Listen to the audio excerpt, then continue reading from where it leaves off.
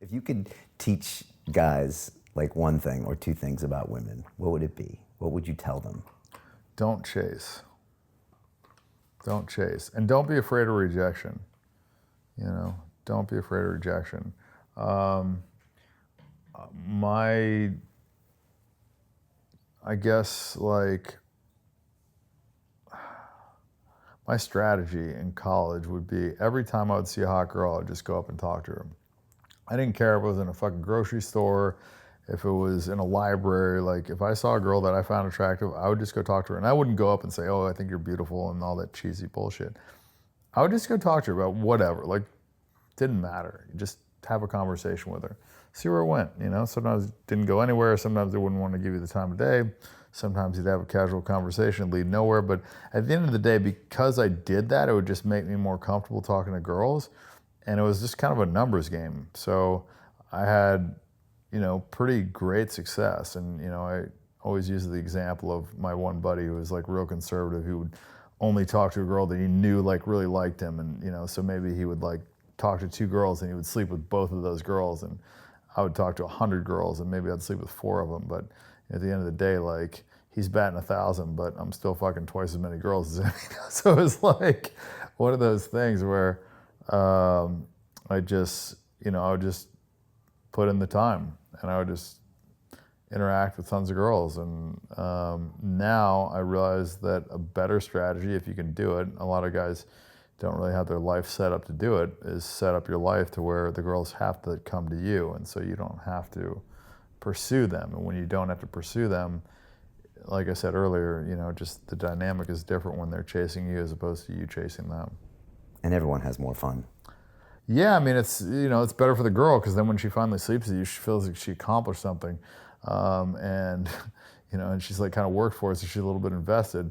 And if you hook up with her, it's because, you know, you've chosen to hook up with her and not because you were chasing something, you know. So I think it's better for both people, actually. Do you think we'll see more like Dan Bilzerian type scenarios in the future where, you know, there's a guy and lots of women?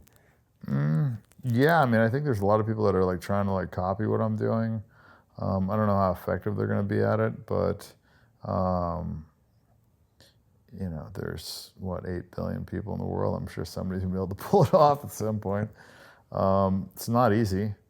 I mean, I'm in a very lucky situation. And I say lucky not because like I didn't work hard to get where I'm at, but because there's just definitely a degree in luck and, you know, super successful people. I mean, you have to be at the right time at the right place and then figure out a way to capitalize on that. A lot of people are given an opportunity and they squander it. But, you know, poker, for instance, like I got into poker at the right time, the right place. And I put in the fucking hours. I mean, you know, the 10,000 hours theory, I logged my 10,000 hours. I paid my dues, playing 18 hours a day, fucking 6-7 days a week, pissing on the laptop while I'm playing 10 fucking tables at a time and, you know, doing all that. And it paid off, you know.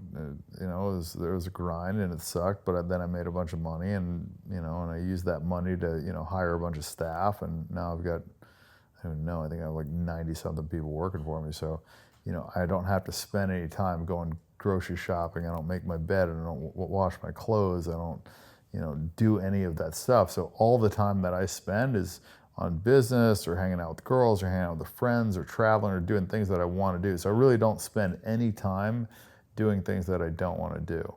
And so I would say that I've lived like 10 lifetimes at least of like a normal person, just because I haven't, like, if you look at a normal person, they spend, you know, 40 hours a week working plus the commute and this and that. And so of their usable time, if you subtract out the 8 hours a day that they sleep and take a shower and take a shit and brush their teeth, like all this stuff that like they have to do, right? Like how much of their day is actually usable?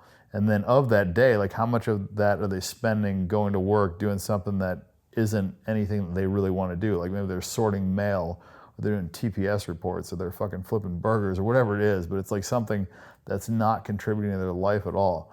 And everything that I'm doing is something that like I want to do and is interesting to me and that's contributing to my life, and, you know, and and then I'm learning something from it or whatever. Even with girls, I mean, every time you interact with a girl, you learn something, you figure out more psychology, you understand why they do, because like it makes sense. Like girls just want to do what they're not supposed to do. Like I feel like they kind of like get off on that. So if you understand that premise and then like the whole competitive piece of it, like the stuff they do, it makes sense if you like understand all that stuff. Still surprising sometimes, but How do you keep them all happy? Like you must have certain. that's hard actually. That is actually probably like the most difficult piece of this, because yeah, I mean you gotta like sleep with all these girls. If you don't, then like they get like upset. So there's like definitely a big sexual obligation, I would say,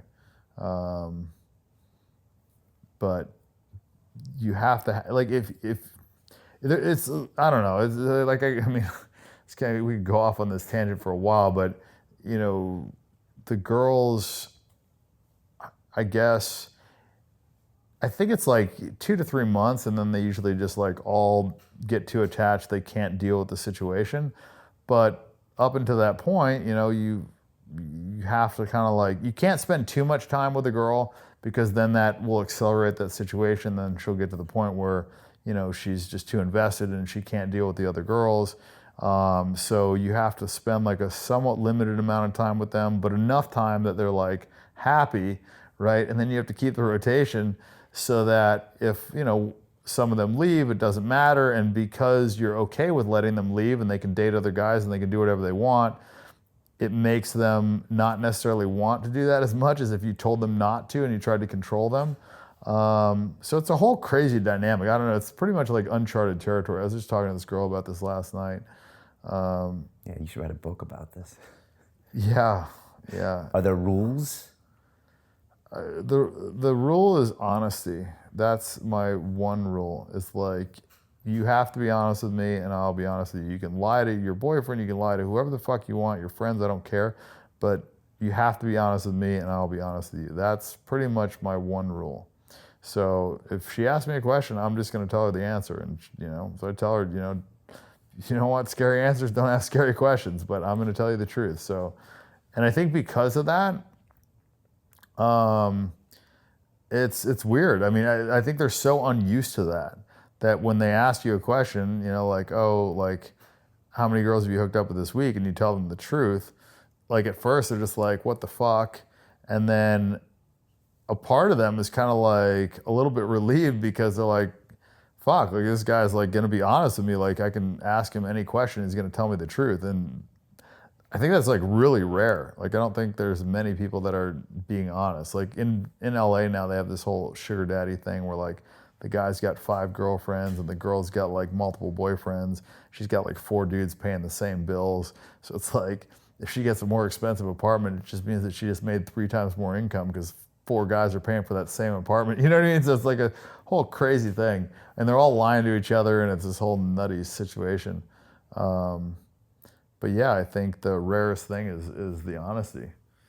And I think the reason the girls are okay with it, because a lot of people ask that, like why the girls are okay with it, is because of the honesty. And I would choose it too. I would choose honesty over the, possible illusion or the hope of monogamy. You know what I mean? Because they ask me a question, they know I'm going to tell them the truth. So I think there's more value in that than in the pretense of like, I think this guy's monogamous, but I don't know, and I'm going to try and catch him cheating. And I always have it in the back of my mind, like, is he doing that? And then 2 years down the line, they find out that the guy's been cheating on them the whole time. And then they end up like an emotional wreck and, they've been deceived and they have all this animosity.